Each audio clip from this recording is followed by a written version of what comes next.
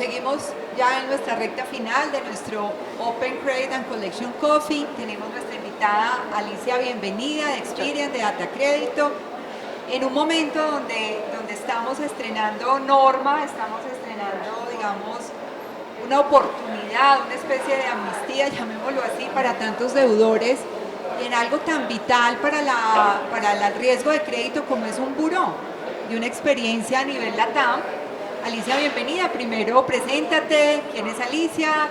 Para los que pues todos conocemos a Data Crédito, quizá Experian, que es esa marca que hay detrás en tantos países. Cuéntanos, Alicia, de ti y de Experian. Bienvenida entonces. Bueno, muchas gracias, Beatriz, por la invitación. Gracias a la revista Ciclo de Riesgo. Bueno, Alicia Soacha, hago parte del equipo de Experian, liderando el área de consultoría de negocio para Colombia y México. Como mencionas, Data Crédito, digamos, durante los últimos años ha venido evolucionando y no somos hoy solamente un buró, una base de datos, sino que también ofrecemos servicios de analítica, ofrecemos servicios de plataforma que tienden a mejorar los procesos de nuestros clientes. Interesante. Bueno, vamos al grano, hablemos de la nueva ley de borrón y cuenta nueva. ¿Cuáles son esos elementos, digamos, más relevantes de esa ley para ponernos en contexto? ¿Y dónde crees que debemos hacer ese énfasis en ese entendimiento como una oportunidad? Obviamente después hablaremos también de esos puntos que nos resultan amenazas, pero hablemos un poco de esos aspectos más relevantes de la ley. Bueno, la ley fue firmada por el presidente de la República el 29 de octubre, sin embargo, entró en funcionamiento a partir del 4 de noviembre, es la ley 1266, más conocida como ley de borrón y cuenta nueva. Vienen, digamos, varios aspectos relevantes y tal vez el más importante de cara a los deudores es ese periodo de amnistía que vamos a tener durante los próximos 12 meses. Entonces, el primer elemento que quiero resaltar son las caducidades que teníamos definidas hasta este momento. El doble de la mora o hasta 4 años, dependiendo, digamos, el nivel de mora que hubiese alcanzado el cliente. Después de que entra en vigencia esta ley, ese tiempo de caducidad se va a mantener como tal. Sin embargo, durante los próximos 12 meses, es decir, a partir de la entrada en vigencia, que fue el 4 de noviembre, vamos a tener un periodo que podemos llamar como un periodo de amnistía, en el que dependiendo el nivel de mora de los deudores, esos tiempos de caducidad van a variar. Si el cliente tenía, por ejemplo, una mora de menos de 6 meses, el tiempo que va a permanecer en la base de datos va a ser por lo menos el mismo tiempo de la mora, no el doble de la mora, que es lo que teníamos hasta ahora. Y para periodos superiores a 6 meses, durante los siguientes 12 meses, si se realiza el pago total o parcial, es decir, estamos manejando un concepto de extinción de deuda, pues lo que vamos a tener es que el cliente va a permanecer por lo menos hasta 6 meses. ¿Sí? Eso en términos de amnistía. Está la creación de algunas condiciones especiales, como por ejemplo es lo que relaciona actividades de comercio, de personas naturales, personas independientes. Esas personas van a poder, digamos, también acceder de manera inmediata a esos beneficios transitorios que genera la ley. Por ejemplo, pequeñas y medianas empresas, micros, tenemos personas beneficiadas también porque tuvieron deudas, por ejemplo, con ICETEX y deudas con sector agropecuario, principalmente. Tenemos elementos adicionales como, por ejemplo, los burós de crédito o las bases de datos existentes, pues tenemos que garantizar a los ciudadanos la libre consulta de su información. Para eso Data Crédito, pues no solamente por la entrada en vigencia de la ley, sino desde hace muchos años ya tenía a disposición de los ciudadanos una página que es www.midatacredito.com, a través de la cual pueden acceder y conocer, digamos, el estado de su historial crediticio, exactamente. Sin costo. Sin ningún costo. Digamos que otro elemento que tal vez yo destacaría de la ley es el concepto de insolutas, que hasta antes de esta nueva ley, digamos que la vigencia o la permanencia en el buró de crédito era de 10 años más 4 años del tiempo máximo de mora, es decir, un periodo de 14 años, se está moviendo de 14 a 8 años. Con la entrada en vigencia de la ley, digamos, nosotros estuvimos listos desde días, meses previos se estuvo trabajando con respecto al tema de la aplicación de ley. Hoy podemos decir que tenemos cerca de 20 millones de registros, 19.500.000 obligaciones que ya se vieron beneficiadas por la ley, o por pagos totales, pagos parciales que ya habían cumplido con los tiempos de caducidad que acabé de mencionar, o clientes que tenían obligaciones que ya por temas de la definición de obligaciones insolutas debían salir del buró de crédito. O sea, ya hoy la gente sin hacer nada, si ya pagó, ya ustedes lo sacaron. De acuerdo, modificamos, digamos, ese reporte negativo. Es también súper importante que la ciudadanía tenga claro que la importancia del buró no es, nosotros no solamente tenemos información negativa, claro, cerca del 90%, exactamente, entre el 90 y 92% de la información que tenemos es información positiva. Es importante estar en un buró de crédito porque eso es lo que habilita y lo que genera cierta garantía reputacional para poder acceder a créditos. Claro. Bueno, sin duda también acá hay una gran amenaza que ha preocupado mucho a las entidades financieras y a todo el sector que encuentra en el crédito, ese impulsor de sus ventas, como es el sector real, comercial y de servicios, porque en ese análisis de crédito para perfilar el riesgo de ese cliente, pues se nos perdió un pedazo de la foto súper sensible como es el incumplimiento.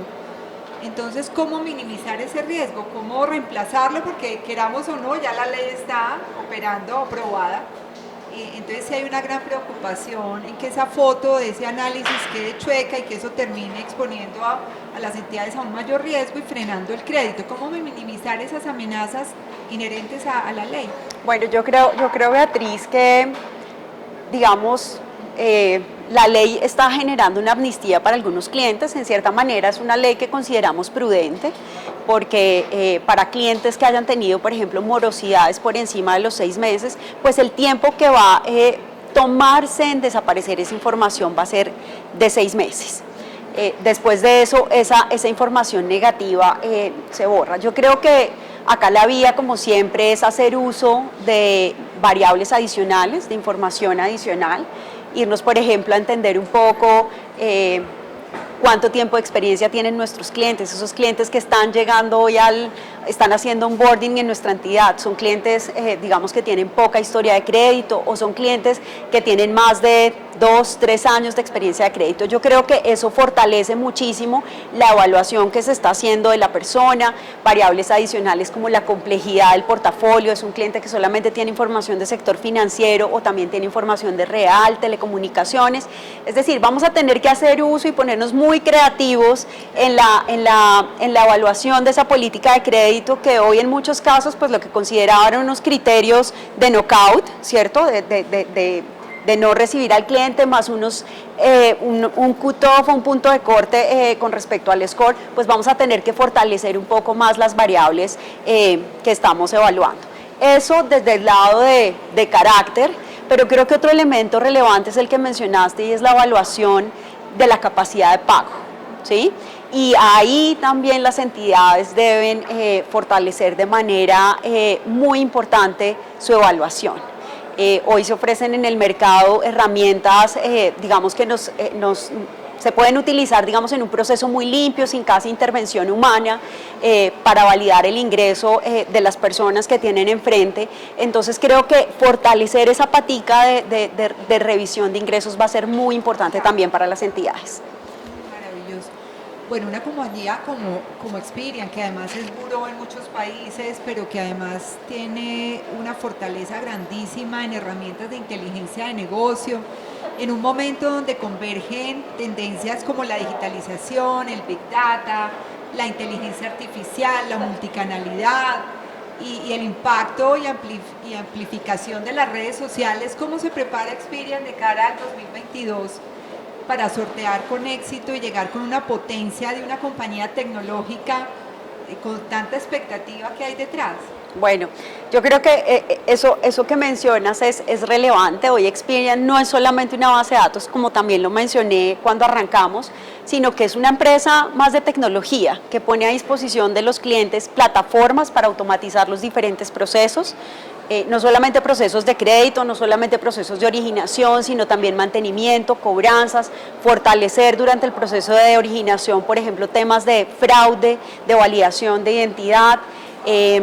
Adicionalmente, ofrecemos herramientas que permiten a los clientes, digamos, profundizar en esa labor de analytics a través de un producto como por ejemplo Ascent, en donde tenemos a disposición de los clientes información de todo el sistema que puede, digamos, seleccionar a demanda dependiendo cuál sea su objetivo de negocio, herramientas dentro de ese arenero abiertas, pues que permiten, digamos, llevarse un lenguaje y poder ser automatizados fácilmente en sus sistemas. Entonces, yo creo que es la fortaleza de productos adicionales que vienen de plataformas, de analítica, lo que nos ayuda a darle poder a las ideas de nuestros clientes y a ir un paso hacia adelante. Bueno, vámonos a la técnica, la práctica y la estrategia. ¿Cuáles son esas tres o esas estrategias, esas tácticas para acelerar la recuperación de cartera en esta última milla del año y garantizar un 2022 muy interesante en productividad de las áreas de crédito y cobranza? Bueno, yo creo que con la llegada de la pandemia, la gestión de cobranzas, que ya había venido modificándose un poco, pues tuvo que ser mucho más consciente de que lo importante no es solamente recuperar, sino mantener el cliente. El primer reporte que tuvimos de la Superintendencia Financiera nos estaba mostrando cerca de 7 millones de obligaciones, 137 billones de cartera tratada a través de alivios. Hoy tan solo, digamos, de esos 137 billones que llegamos de tener de cartera tratada, tenemos alrededor de 32 billones. O sea, realmente hoy seguimos viendo algo del impacto que tuvimos por el tema del COVID. Pero yo creo que lo más importante es entender eso, que la persona que tenemos enfrente no solamente tengo que lograr una recuperación, sino que tengo que lograr mantener a ese cliente como parte del cliente, exactamente. Tuvimos entidades que tuvieron hasta el 50% de sus clientes con amnistías, con alivios. Entonces, pues claramente ahí tener la conciencia de que la persona que tengo enfrente es importante lograr esa recuperación, pero también mantener el cliente es un elemento que creo que se debe considerar. Uso de analítica. Creo que veníamos muy avanzados en todo lo que tienen que ver procesos de originación y mantenimiento, y tal vez las áreas de cobranza estaban mucho más lejanas al uso, por ejemplo, de modelos, al uso de segmentaciones, al uso de tratamientos, digamos, un poquito más organizados.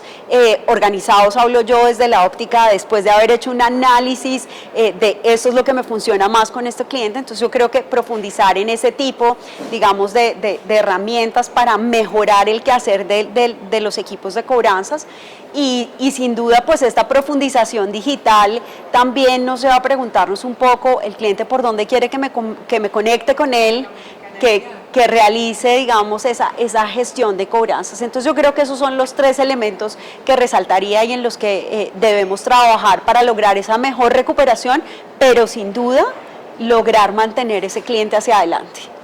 Muy bien, bueno, preguntas. No sé, ¿qué preguntas tenemos?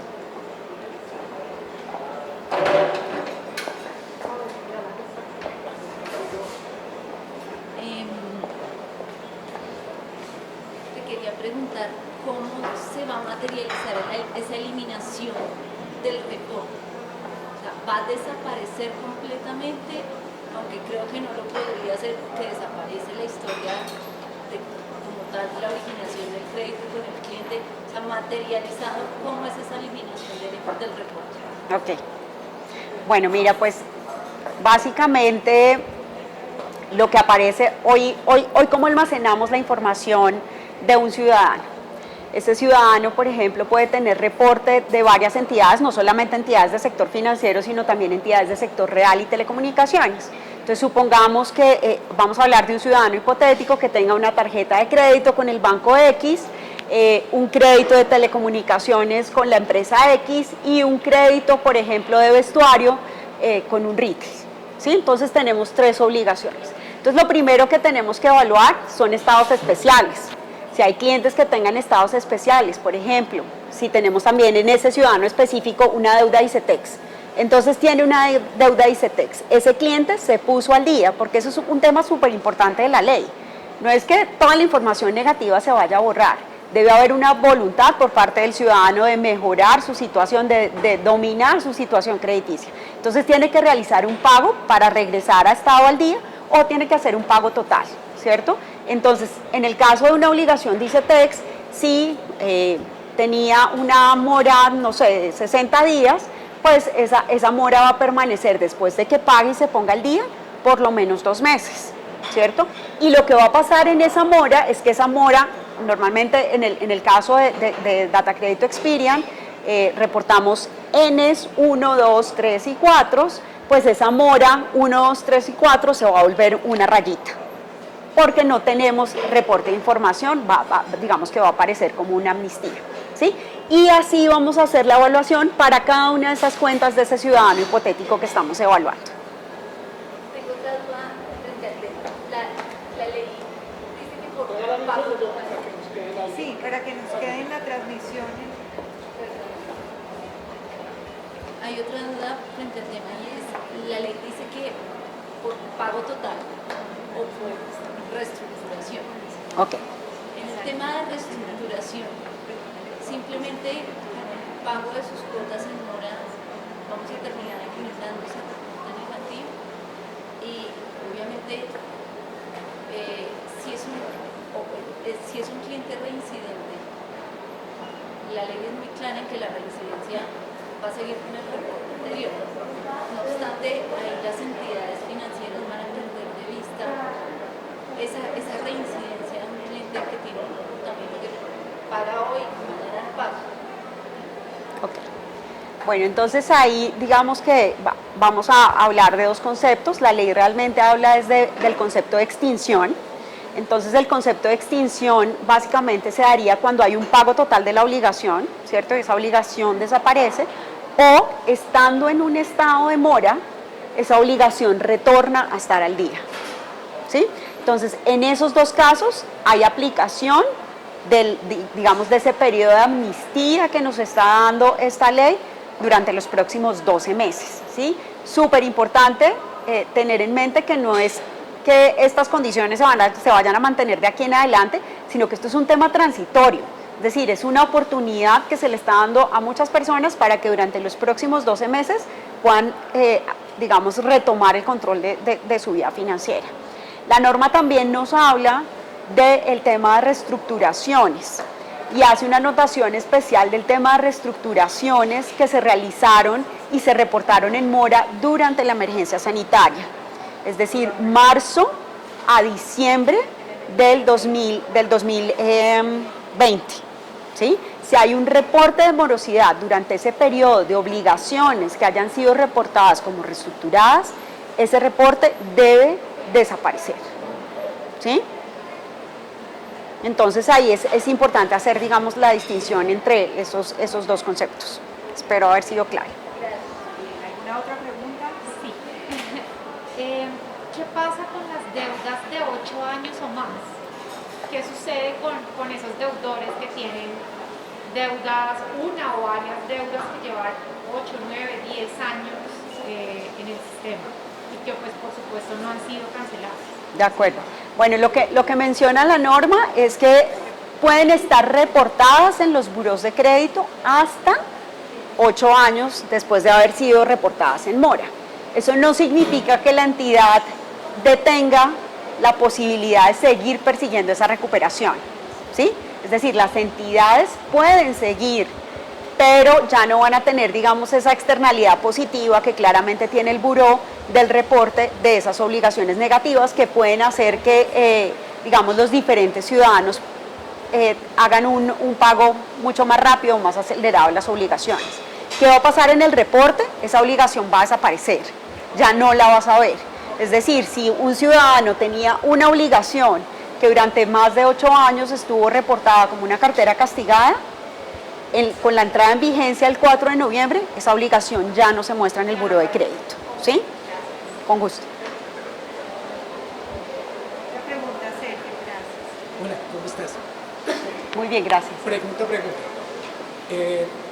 Hoy en día los colombianos que viven en el exterior tienen mucho interés en ponerse al día, pero a veces encuentran que hay una dificultad a la hora de poder ellos hacer el trámite frente a las centrales de riesgo, porque no saben si con un poder que se le da a una persona aquí en el país pueden, digamos, ingresar a la información de ellos y sobre todo, después de que ingresas a la información, poder luego acceder a esa empresa sobre la cual se está haciendo una deuda, sea ICETEX, sea un sistema móvil.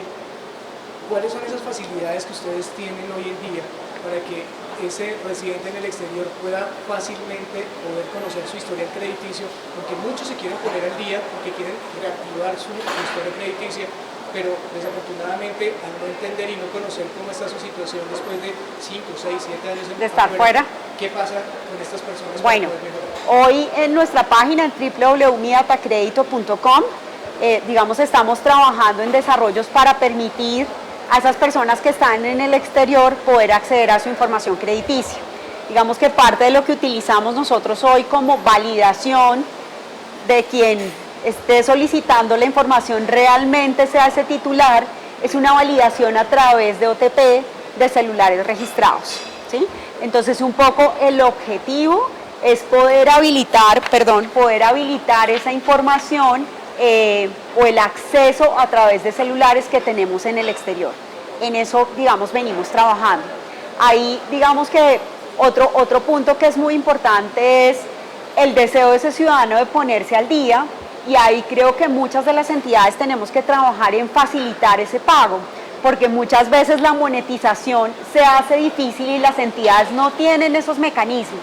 Entonces tenemos que tener apertura y generar proceso dentro de las diferentes entidades para poder, digamos, tener acceso a esa monetización de esos recursos que claramente vienen del exterior, porque nadie, pues, poquitas personas pueden encontrar uno que le hagan el favor de pagarle una deuda de 12, 13 millones de pesos, 2 millones, porque claramente pues eso va a implicar que quedes posiblemente grabado para temas tributarios.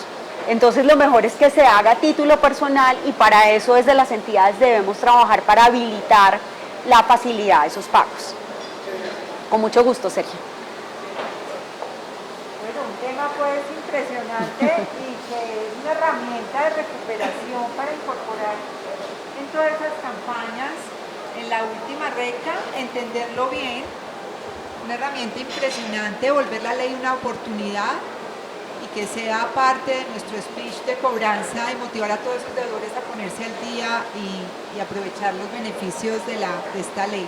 Bueno, mil gracias, Alicia, por acompañarnos, muy interesante tenerte acá y bienvenida de nuevo pues a la revista Ciclo de Riesgo. Muchas gracias, Beatriz. Muchas gracias a todos.